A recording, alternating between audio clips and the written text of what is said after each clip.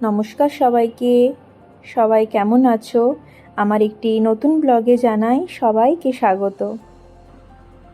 এখন বাজছে ভোর ওই 4:45 মতো।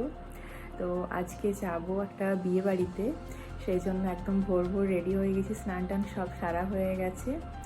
আমি, মা আর ডোনা যাব আমার মাসতুতো দিদির ছেলের বিয়েতে। তো দেখো একদম রেডি হয়ে গেছি। আমি আর মা একদমই বাড়ির সামনে থেকেই বাসে উঠবো আর কি। তো চলো এখন নিচে নেমে যাই, কারণ বাসের সময় প্রায় হয়েই এসেছে। এবার বাসে উঠে পড়েছি আর বাসটা খুবই স্পিডে আসছিল, তাই খুব তাড়াতাড়ি দিদির বাড়ি দেখো পৌঁছে গেছি।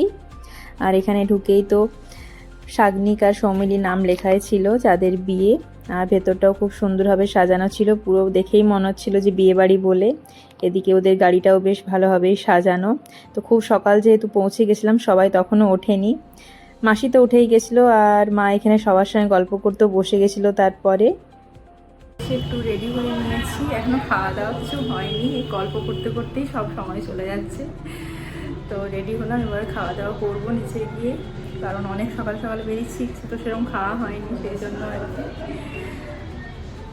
এবার সবাই রেডি হয়ে গিয়েছি আর নিচে যাব। নিচেই খাওয়া দাওয়ার ব্যবস্থা আছে, এখানে লুচি, সাথে ছিল সাদা আলুর তরকারি আর মুড়িও ছিল। দারুণ লাগলো খেতে, মানে সকাল থেকে যেহেতু খালি পেটেই ছিলাম, একদম ভোর ভোর তো সেরকম কিছু খাইনি, খুবই তৃপ্তি করে খেয়েছি সাদা আলুর তরকারি দিয়ে লুচি আর মুড়িটা। এরপর দেখো এখানে নতুন বউ বেরিয়ে এসেছে, কারণ ওদের বাড়ির থেকে চলে এসেছিল তত্ত্ব। আর তত্ত্বগুলো কী যে অপূর্ব লাগছিল দেখতে। জগন্নাথ দেবের মন্দিরটা কি সুন্দর বানিয়েছিল দেখো, পুরো সোলার দিয়ে। আর এদিকে তত্ত্ব আসার সময় দিদি এখানে নাচও করছিল, সবাইকে ভেতরে ডেকে নিয়েছিল। আর সবাই তো এদিকে আমার মা মাসিরা তো খুবই গল্প করতে ব্যস্ত, মানে এতদিন যার পেটে যা যা কথা ছিল সবই একদম গল্প শুরু করে দিয়েছিল। আরও অনেকজনই ছিল। তারপরে এখানে দিদির বাড়ির কিছু সকালে নিয়ম আছে, বৌভাতের সকালে বর বউকে নিয়ে, সেগুলো এখানে চলছিল, বিভিন্ন ধরনের খেলা। আর এই সময় আমি একটু গেছিলাম তত্ত্বগুলো দেখতে, আমার মন্দিরটাতেও দারুণ লাগছিল দেখতে। আর এখানে একটা ড্রেসিং টেবিলও করেছিল সোলার, সত্যি এরকম কিন্তু আগে দেখিনি, বেশ সুন্দর জিনিসগুলো। আর এদিকে তারপরে ওদের খেলাধুলার পরে এখানে শুরু হয়ে গেছিলো আশীর্বাদের পর্ব, সকলে বড়রা সবাই আশীর্বাদ করছিল আর কি। বিয়েবাড়ি মানেই তো গল্প, মজা, আড্ডা সব রকম মিলেমিশেই থাকে। আর তারপরে নিজেদের বিয়ে বলে কথা। আর এখানে দেখো আমার দিদি সিঁদুর লাগিয়ে দিচ্ছে নতুন বৌমাকে। দিদির এটা হচ্ছে ছোট ছেলে আর বৌমা, আর বড় ছেলের আগের বছর বিয়ে হয়েছিল, তো তখনও আমরা এসেছিলাম আর কি। বেশ মিষ্টি হয়েছে নতুন বউ। এরপর দিদি নতুন বউয়ের হাতে নোয়া পরিয়ে দিচ্ছে, আর তারপরে এবার একে একে সবাই আশীর্বাদ করছিল বাড়ির। এই হচ্ছে আমার জামাইবাবু, জামাইবাবুর আশীর্বাদ করার পর আমার মাসিরা সব করছিল, মা মাসিরা। এই হচ্ছে আমার দুই মাসি। এরপরে করলো বাড়ির বড় বউ, মানে দিদির বড় বৌমা মেঘা। তারপর করলো প্রিন্স, প্রিন্স হচ্ছে দিদির বড় ছেলে।